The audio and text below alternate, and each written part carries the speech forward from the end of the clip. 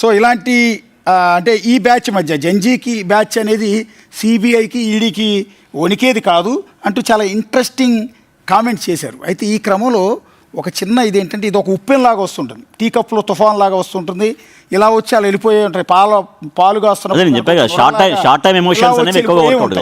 ఇక్కడ ఏమవుతుందంటే గతంలో ఇలాంటి కాక్రోచ్లు ఇంతకుముందు కూడా వచ్చినాయి. కన్నయ్య కుమార్ అని వచ్చాడు, జేఎన్యూ నుంచి అల్లాడిచ్చాడు, దేశం పెద్ద హీరో, హైదరాబాద్ తీసుకొచ్చి ఆయనతో మీటింగ్లు, విజయవాడ తీసుకొచ్చి మీటింగ్లు పెట్టించారు. అసలు ఆల్టర్నేటివ్ భావి భారత ప్రధాని అయిపోతాడు అనుకున్నాడు. ఆ తర్వాత ఏమైపోయాడు, కాంగ్రెస్లో చేరాడు, ఎన్నికల్లో పోటీ చేసి ఓడిపోయాడు సిపిఐ నుంచి. తర్వాత ఏదో కాంగ్రెస్లో చేరాడు, కనుమరుగైపోయాడు. తర్వాత హార్దిక్ పటేల్ అని గుజరాత్లో నరేంద్ర మోడీ సొంత రాష్ట్రం నుంచి ఇంకొక కాక్రోచ్ పుట్టింది. ఆ రోజు పెద్ద ఎత్తున ఉద్యమం చేశాడు. ఏంటి అది? రిజర్వేషన్ కోసం చేసి ఏమైపోయాడో తెలియదు. ఆ తర్వాత ఎన్నికల్లో పోటీ చేశాడు, ఓడిపోయి బీజేపీలో చేరిపోయాడు, బీజేపీ నుంచి ఎమ్మెల్యే గెలిచాడు, సైలెంట్ అయిపోయాడు. సో రేపొద్దున అభిజిత్ దీప్కే పరిస్థితి, ఈ కాక్రోచ్ పరిస్థితి కూడా ఏంటి అనేది ఎవరో ఒకళ్ళు హిట్ కొట్టే పరిస్థితి ఉంటుంది.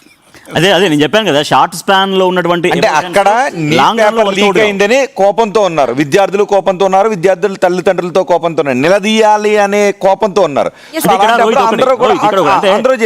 అంటే ఎక్కడైనా నిరసన చాలా స్ట్రాంగ్ గా కావాలంటే ఇష్యూ బేస్డ్గా ఉంటుంది. సో మొన్న ఇప్పుడు నీట్ పేపర్ లీక్ ఉంది కాబట్టి ఆ ఇష్యూ చాలా కరెక్ట్గా దాన్ని క్యాచ్ చేశారు. సరే, దానిపైన వాళ్ళు కొంత విజయం సాధించారు. బట్ అందరూ సపోర్ట్ చేయడం వల్లే అది కూడా సీజేపీకి దక్కిన విజయం. అయితే నేను ముందే చెప్పినట్టుగా షార్ట్ స్పాన్లో ఉన్నటువంటి ఎమోషన్స్ లాంగ్ రన్లో అసలు వర్కౌట్ కావు. నిజంగా ప్రతిసారి నీట్ లాంటి ఇష్యూ దొరుకుతుందా, ప్రతిసారి ఒక కాజ్ దొరుకుతుందా, తర్వాత ఒకవేళ కొంత ప్రయాణం చేసిన తర్వాత ఆటోమేటిక్గా వాళ్ళకి నాయకత్వం దగ్గర వచ్చేటువంటి కొన్ని తేడాలు డిఫరెన్సెస్ వస్తాయి. అతను ఎందుకు లీడ్ చేయాలి, నేను ఎందుకు లీడ్ చేయొద్దు అనేటువంటి నాయకత్వం లీడ్ చేసే దగ్గర వచ్చేటువంటి చాలా వరకు వీళ్ళ మధ్యలో ఉన్నటువంటి ఐకమత్యాన్ని దెబ్బతీస్తాయి ఖచ్చితంగా. ఎదగాలి అంటే ఏదో ఒక నిరసన చేయడానికి కూడగట్టుకున్నటువంటి జన సమీకరణ, లేదంటే ఇప్పుడు మనం చూస్తున్న డబ్బులు ఇచ్చారు వగర ఇచ్చారా లేదంటే పక్కన పెడితే ఆ యొక్క సభని లేదంటే సమావేశాన్ని సక్సెస్ఫుల్ చేసినంత ఈజీ ఏం కాదు. ఒక జాతీయ పార్టీని లీడ్ చేయాలంటే ఉన్నటువంటి రాష్ట్రాలన్నింటిలో కూడా సత్తా ఉండాలి, ఆయా రాష్ట్రాల్లో మళ్ళీ ఆయా నియోజకవర్గాల్లో ఉండాలి. ఇన్ని సంవత్సరాలు ఫోర్త్ టైం ప్రధానిగా అయినటువంటి బీజేపీ అంటే కంటిన్యూగా గెలుస్తున్నా ఇంకా తెలంగాణ రాష్ట్రంలో పట్టు కోసం ప్రయత్నాలు చేస్తున్నారు స్టిల్ నౌ. ఇంకా సో సీజేపీ పార్టీకి సంబంధించి అభిజిత్ దీప్కే మాట్లాడుతూ కూడా పాలిటిక్స్కు సంబంధించిన క్లియర్ స్టేట్మెంట్ ఇచ్చారు. సో మాకు సంబంధించి మేము ఇక్కడికి వచ్చి ధర్నా చేయాలి అని అనుకున్న ఉద్దేశం భారతదేశ ప్రజలకి క్వశ్చనింగ్ అనేది ఇంకొకసారి గుర్తు చేద్దాము అని చెప్పి. అండ్ దాంట్లో వాళ్ళు యాక్చువల్లీ సక్సెస్ అయ్యారు.